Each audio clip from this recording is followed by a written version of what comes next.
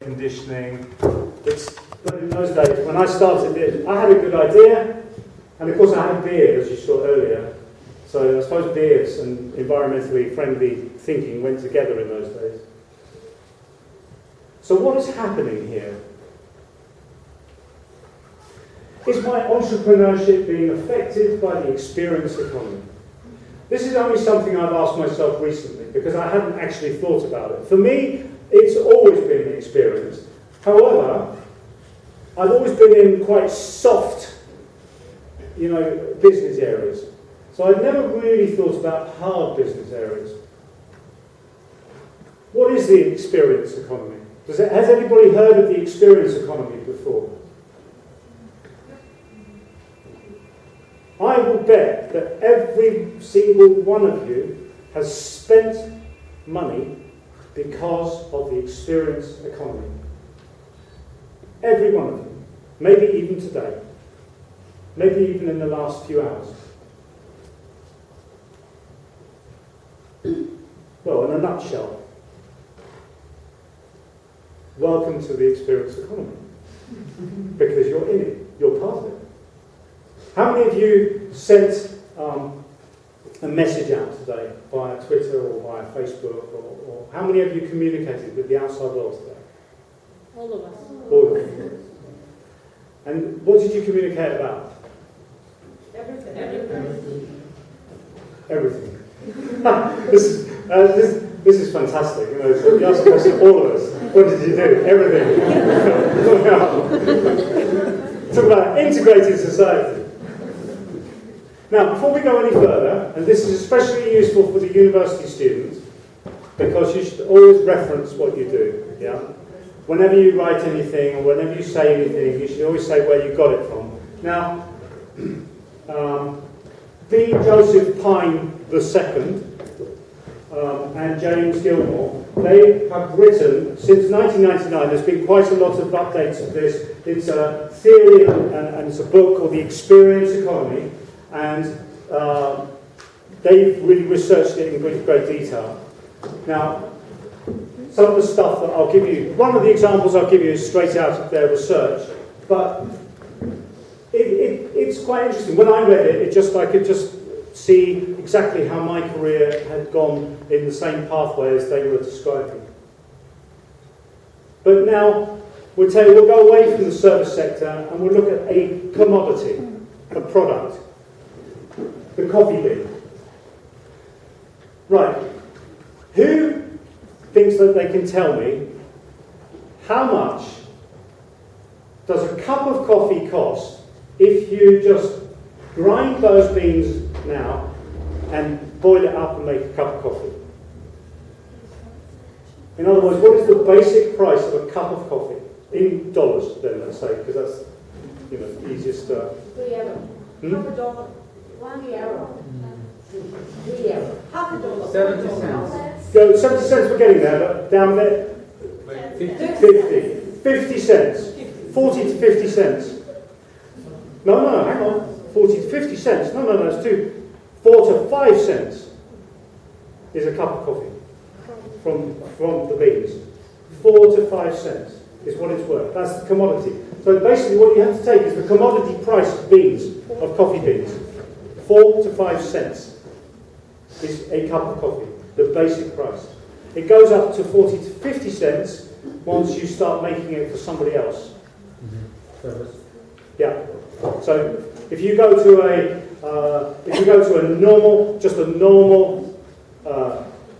cafe and order a cup of coffee, the cost price is about 40 to 50 cents. How much do you pay in Moscow? Because I asked this before today and I don't know what the prices are. English people don't like Starbucks. You have Starbucks in Moscow? Yes. Do they pay tax in Moscow? Yes. No, do you think so? No, look it up. I bet they don't. Head office is in Amsterdam, and they don't pay tax in Holland either. So, no, in England we've got a real thing against Starbucks because they don't pay tax. They send all their money to Holland, and then all the money from Holland goes to somewhere else, normally in an island in the middle of the Caribbean or somewhere like that. But how much does a cup of latte cost at Starbucks? 3 euros. 4 euros. 3 to 4 euros. Yeah. I think in Holland, I think it's 5 to 6 euro. Even, 4. But it's incredible. Yeah, how can they ask that much money for a Starbucks cup of coffee? I say in Beijing, I paid, honestly, I really paid over 10 euros for a cup of coffee at Starbucks. Just, you know, I think they just ask the price of the sort of people that live around the shop. So why can they ask so much more money for a cup of coffee? Because of the brand? Experience, that's it. You know, go into the brand comes from the experience. You know, you go into a Starbucks, the idea of Starbucks is, of course, you go in there, you can sit there, you get your nice sofas, you feel like you're in a living room, they give you the Wi-Fi, they give you the working possibilities. In a lot of towns, people work in Starbucks cafes and similar type of cafes. So they produce all the surroundings, they make it not too noisy. Also, the concept in the States, and it has happened somewhere else as well recently, but in my experience, is that they try to remember their customers. I was in Hong Kong not so long ago. I was staying in a hotel. There was a Starbucks just up the road, so I went there to get my cup of coffee in the morning. And the second morning I walked in, the first morning they say, "Good morning, how are you? And where are you from? Are you from England? Oh yeah, what's your name? Oh, Peter, yeah, Mr. Peter." Next morning I go in there, and of course the first thing they say is, "Oh, good morning, Mr. Peter, your usual coffee?" You know, you think my usual coffee, it's the second time I've been in it. But of course, the other two Western people walking in behind me for the first time, they would have thought, "Oh yeah, they know his name, his usual coffee." It's the experience, and the experience builds the brand, and therefore the brand, you know that you're going to get that experience which is the same as you get everywhere else. Actually, there's something, I haven't got a slide here. I think Jacob will find this very interesting. I was on a KLM flight. You know KLM? That's the Royal Dutch Airlines flight.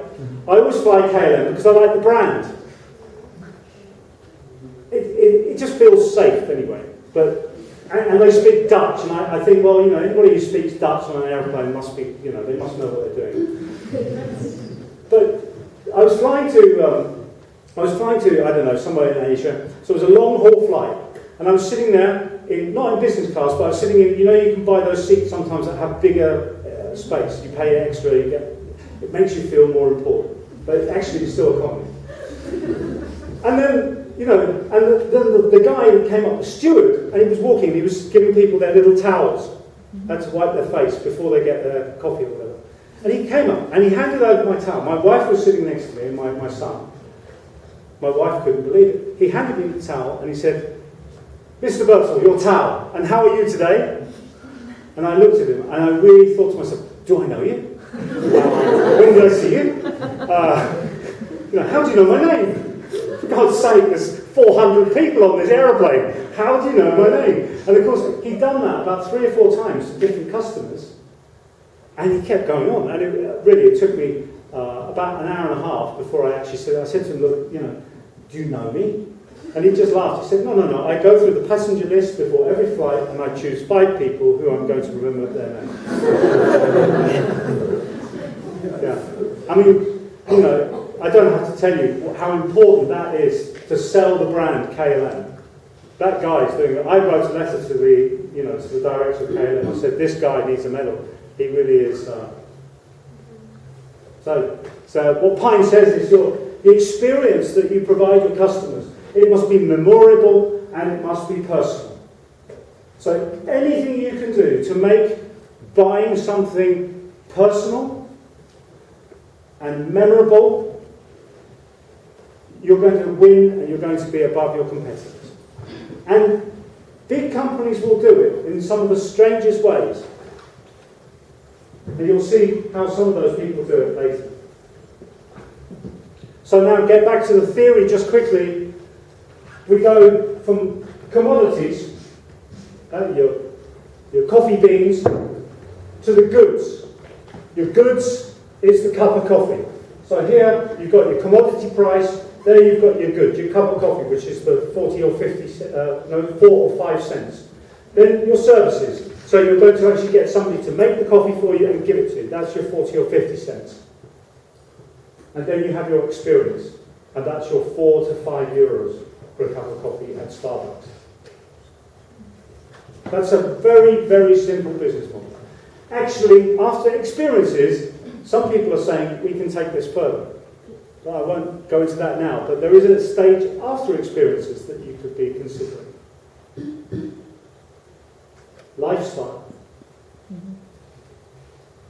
Oh, going backwards. Now, I've taken this one step further. In my hotel room, they don't have, the old days they have a kettle. Now they have an espresso machine. I've seen you have Nespresso machines here in Russia as well. They're really big in Holland, definitely, and in the UK. Look at that. That is your cup of coffee. Isn't that nice? It just looks like something you want to own. It's got this shape, it's got this colour, and later on you'll see you associate the colour with taste as well. Very clever. And look at that. That doesn't look awful standing in your kitchen or in your hotel room, does it? That looks aesthetic. So look, they then make little boxes where you can put them all in to show your friends. And of course your friends come and say, oh, what's that? Well, it's an espresso machine. You put this in it, and it makes you a cup of coffee that tastes perfect.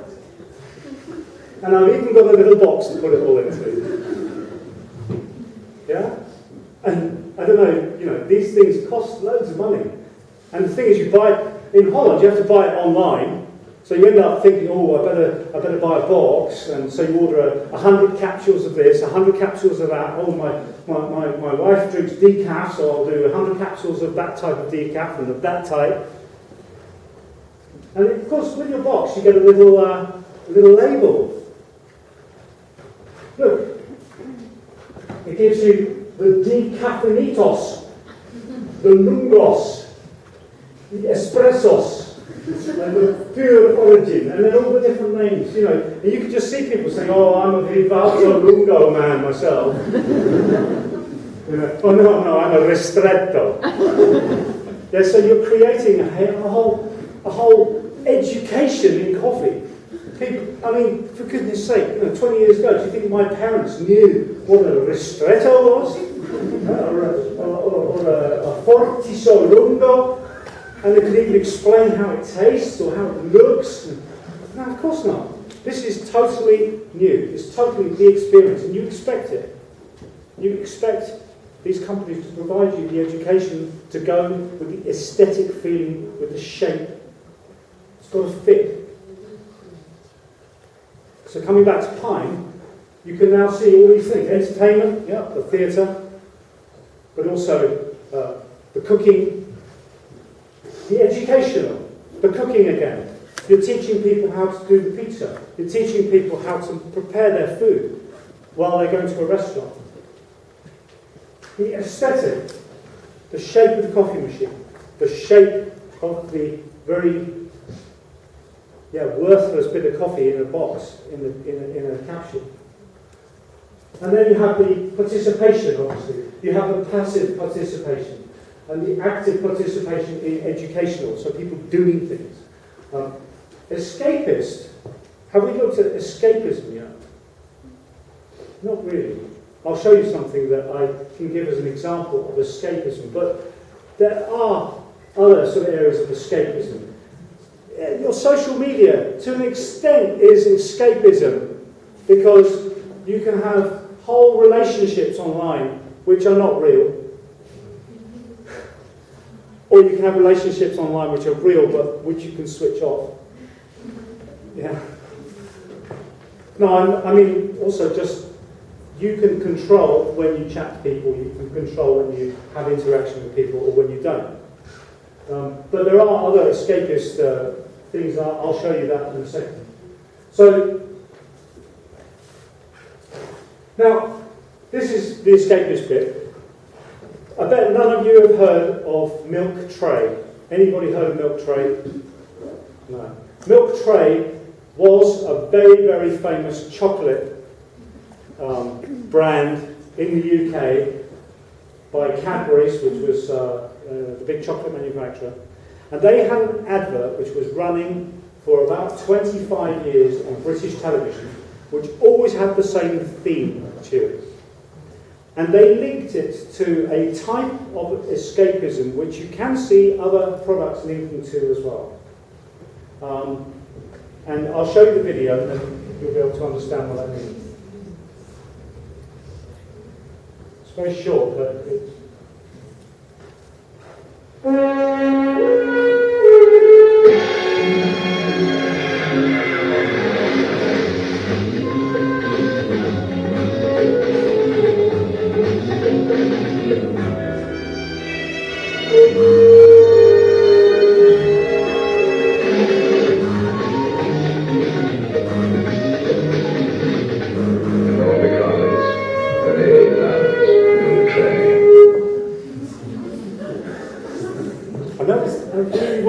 If you Google for that, yeah, you'll find 20 or 30 adverts with the same actor playing it and with the same slogan, all because the lady loves Milk Tray. And of course, you know, these days they're very sexist because I mean the man might love Milk Tray as well. But the thing is, of course, it's playing. Like this was from 1980, so it's playing into the James Bond theme. It's playing into the and you can see these days, if you look out at it, especially this new film, Spectre, James Bond film, there's been a lot of advertising done in combination with the companies that work in combination with James Bond. And that's the sort of escapist thing. So you can actually create an escapist type of marketing for your product. Now, this is taking product design to an extreme. What I'm going to show you now. This is a hi-fi system. This is a hi-fi amplifier, similar to one that I bought in about 1990, something around that time. Not that long ago, 1990 probably, around that time. And it's now in radiomuseum.org. But it really, you know, that was modern hi-fi. And it cost at the time about £250. My stepfather runs a high-class hi-fi shop in Brighton, in the south of the UK, and they sell top of the market British-made hi-fi. So it's made, hi-fi made in Britain, and they've now released something which would no longer fit in that shop. So you would have bought something like that, probably in a shop like that. Yeah? Sort of a run-of-the-mill hi-fi shop. There's the name statement. That is a hi-fi amplifier. It's actually, because I've seen one, it's this high, and it stands in your living room. It's about like that. And all it does, it actually, you can't put a CD in it. It doesn't actually play the music, it just amplifies it to such perfection. And, well, we call it the Ferrari of hi-fi. And my stepfather's shop has sold about 10 of these since its launch in 2015. It costs £125,000. Can you imagine people are actually buying amplifiers that look like that? Put in their living room, and they're paying £125,000. I mean, it really is the Ferrari of hi-fi. I would probably buy a Ferrari, I think. But mind you, I suppose these people have got a Ferrari and then they buy this as well. I'm not sure. But it just struck me as the most amazing thing. And then, you know, Julian is his name. Julian said to me, he said, yeah, but you should see the video that they have promoting this. So I thought to myself, okay, let's see how they sell that. This is more for the technology people.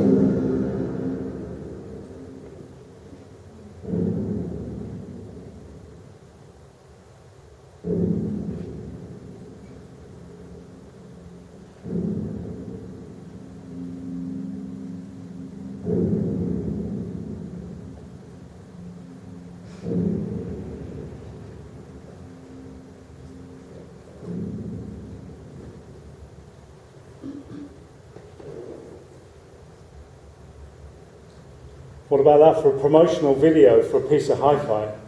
And, you know, the people who pay that sort of money to buy these things, they get invited to the factory, they meet the technicians who are making it, they can watch their piece of hi-fi being made. It's taking a product completely to an extreme. And what I ask myself is how much of this sales part is part of the experience, in the sense of how far can they push the sales through the experience of people wanting the utmost and best in hi-fi. Now, bring it back home. How many of you have got an iPhone? Anybody got an iPhone? Yeah, quite a few. Have some of you got Apple computers as well? Yeah. See? Now, of course, your traditional computer shop looked like that. How many people have bought a computer from a shop like that? yeah, and I have as well, a long time ago. But look at it now. Isn't that incredible? Yeah, and they charge 5 times more than this shop for your computer. But it does the same. And but it interacts and it's personal. You have to make your own account. Okay? You sign it on. When you go from an old range to a new range, suddenly all of your details are the same, and everything's there, and it interacts with you. And I had to put 2 pictures in of the Apple shop because that one's fantastic, but that is just ridiculous, isn't it, for a computer shop? It's unbelievable, isn't it? And the service in these places is incredible. I went into just to buy this battery in, where was I? Manchester. I went into the Apple store in Manchester just to get, I needed a battery because my phone would run out. Now, I got treated like I was royalty. I said, I only want to buy a battery. You know, how much is it? Oh, don't worry about that, sir. Let's just make sure you have the right equipment.